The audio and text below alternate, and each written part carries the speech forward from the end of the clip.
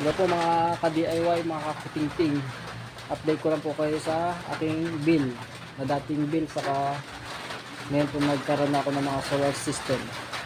Pakita ko lang po sa inyo. Ito po yung dating bill po namin ng kuryente. Na dati po wala kaming mga solar system, mga solar setup. Pag minsan po tumataas pa po yun. Nagiging 2.5, nagiging 2.7. Nung wala pa po kami mga solar. Ito po ngayon 2.2. Pero po ngayon nagkaroon na kami ng solar setup na ginawa ko po. Bumaba na po siya, naging 771 na po. Ayan po ang bill po namin.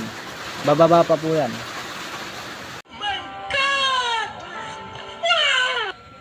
Po sa mga interesado magpagawa po ng off-grid solar system, PM lang po kayo sa aking page, Facebook page.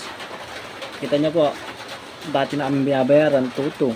Pag minsan pa po, tumataas pa po ng 2.7 yan, 2.5. Nung wala pa po kaming solar setup. Nabubulol pa ako. Ngayon po nagkaroon kami ng solar setup na ginawa ko po, mga off-grid. Ito na lang po ang babayaran namin, 700. Para po kung interesado po kayo magpagawa sa akin, PM lang po kayo. Ang kung babayaran nyo po mga 1,000 lang po, baka sa 300 na lang po babayaran nyo yan pag meron na kayong solar.